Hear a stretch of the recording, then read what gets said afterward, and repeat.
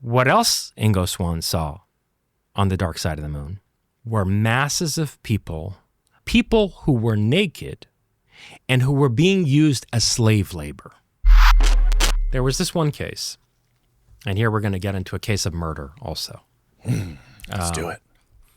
There was this one case of this, I think he was Sergeant. Yeah, Sergeant Karl Wolfe, who, although he wasn't fairly high-ranking, I mean, you know, this is how compartmentalized information works in the military. You can be a relatively low-ranking person, but if you have technical expertise in a particular area, you have to be given a high-level security clearance because you need to work on some technical aspect of a very sensitive subject. So in the case of Karl Wolfe, he was a photographic technician and repairman.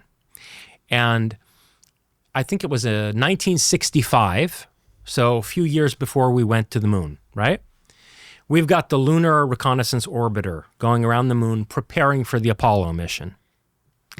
And Karl Wolfe is called in his capacity as a photo technician, photographic repairman. He's called into what they told him was an NSA facility. And I think he was stationed on Langley Air Force Base at the time.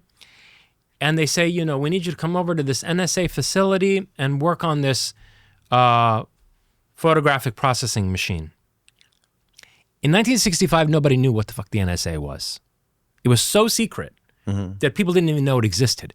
So Wolfe assumed that it was a NASA facility. He heard NSA as NASA. Okay. And it also makes sense in terms of what he saw when he got there, which is that when he walked into this place, first of all, he saw scientists from all around the world.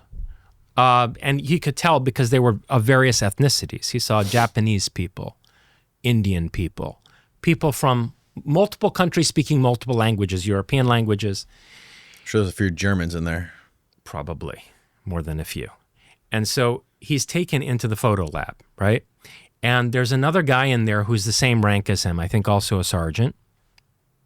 And before he gets to work on repairing this machine, this sergeant, and the two of them are in there alone, right?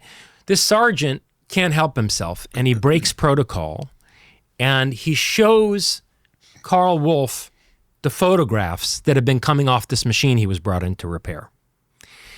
And they're mosaic photographs where, you know, the orbiter will take a bunch of images, a bunch of shots, and then they'll lay them next to each other and form a mosaic of a larger site that's been targeted for satellite photography, right?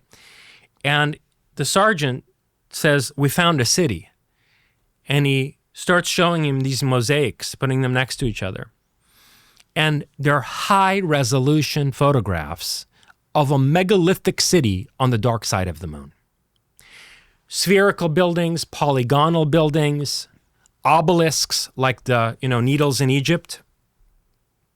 And dishes, he said, like that looked like, you know, radio telescope dishes.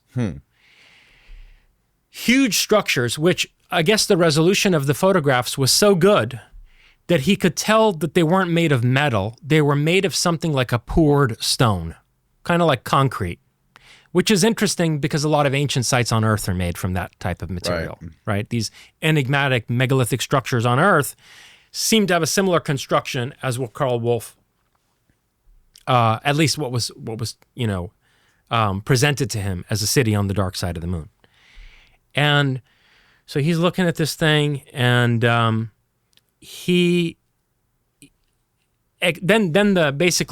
somebody walked in, and so the sergeant cuts off his illegally volunteering this classified information to Wolfe, and he goes to work repairing the photography machine. But anyway, he said he went home and he expected that either that night or like sometime in the next week or sometime in the next year, we would hear about this city that had been photographed on the dark side of the moon. And of course, it was never revealed, right? So this was one of the most striking early testimonies that I heard from out of Greer's Disclosure Project that got me really interested in the moon. And what's really creepy is that was 60 what? 65. 65. A few years before Apollo. And what's really disturbing is that this disclosure wave that we're in the midst of right now began in 2017, right, with that New York Times piece. Right. So around about 2018, there are serious discussions about subpoenaing people to get testimony from them. And then later than that, Grush now, spearheaded this initiative to have people come and testify in front of Congress and release individuals from their security oaths, right?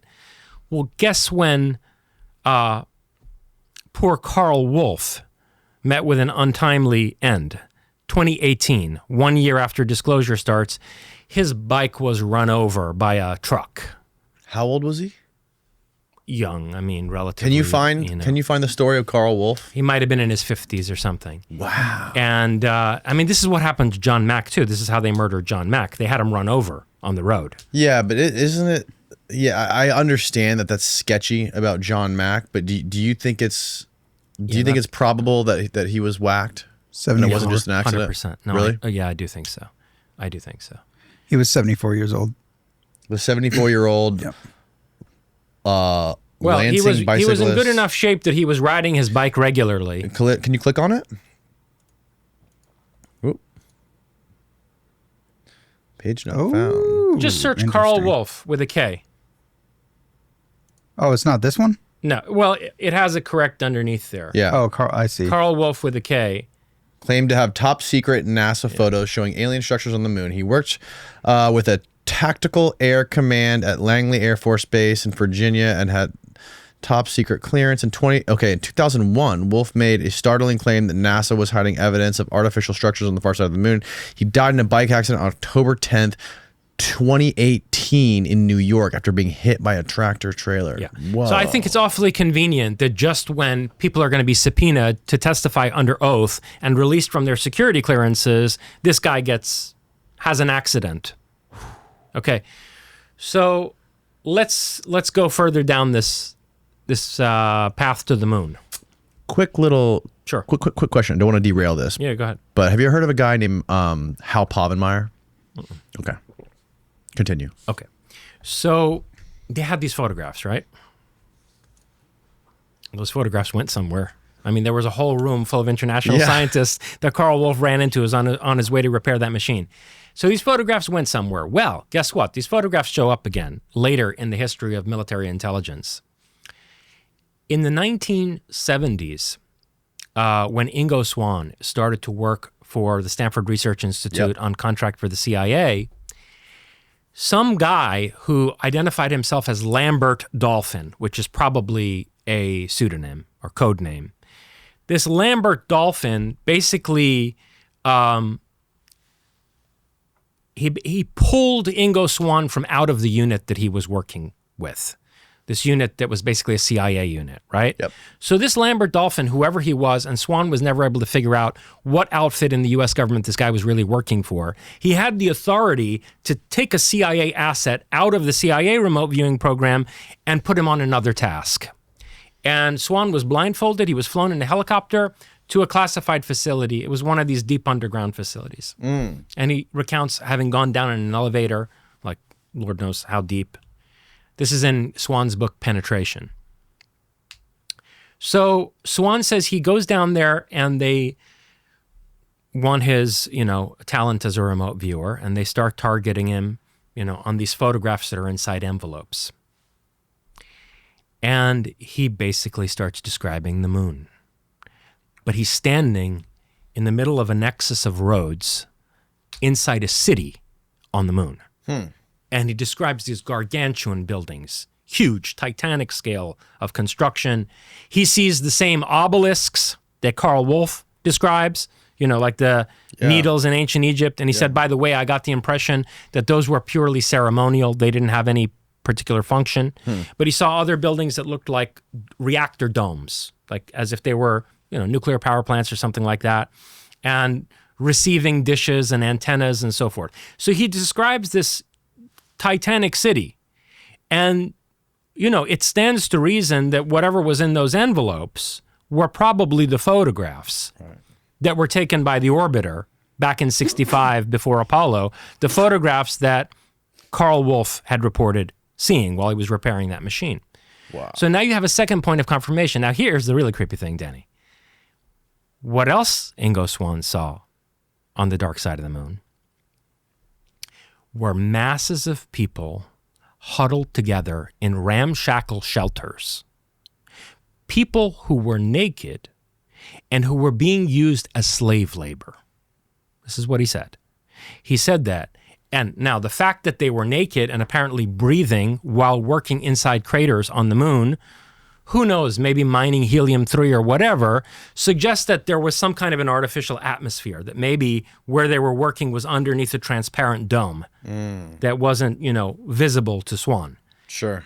But in any case, that's not the important point. The important point, and the disturbing one, is that he saw slave labor on the moon, and the people who were directing it were these tall Nordic-looking fellows, one of whom could see Swann. And this has been reported by other remote viewers, where sometimes when they're sent to a target, whether it's a contemporaneous target or whether it's some event in the past, they're witnessed by whoever's there, right, as if like they're a ghost, and those people are seeing a ghost. Yeah. Well, this Nordic on the dark side of the moon saw Swann, and he got the distinct impression like the guy was telling him telepathically, why the fuck are you here? You don't belong here. Right. Get out of here. Interesting. Okay? Now that fits with something else that I was told. I was told this by an officer in the CIA who had read my book, Closer Encounters, and he wanted to have a conversation with me because he told me that basically... When was this? This was in 2 years ago, 2.5 years ago. This is just calls you. He's like, yo, I work for the CIA. Can we talk? He knew someone I know. Oh, okay. And he got in touch through that person. And anyway, I don't want to go off on a tangent, but long story short, he was like, how did you put all these jigsaw puzzle pieces together? He was looking to see if there was a leak and whether it needed to be plugged.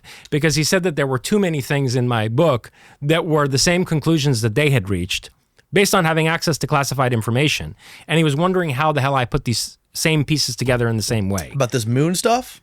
All kinds of things. Okay. The subjects that I discuss in this book, Closer Encounters. Yeah. Okay. And,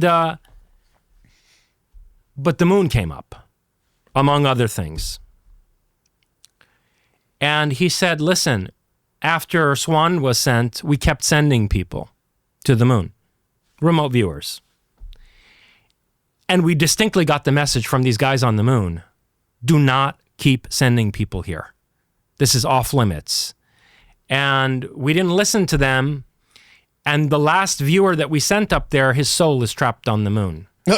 His body is in a coma in a special medical facility run by the CIA. And his family has been given like medical compensation or whatever. They told him, they told his family that the guy had died in the line of duty or whatever.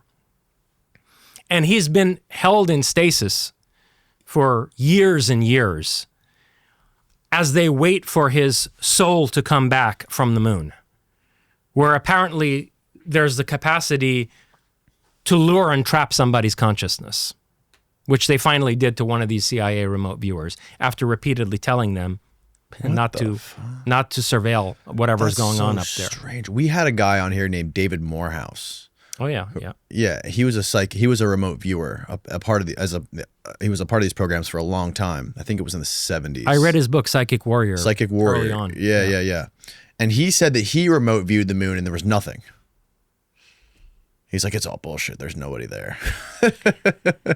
I don't know whether he was being blocked or what, but I can tell you some other things about the moon that are much creepier than a city on the dark side of it.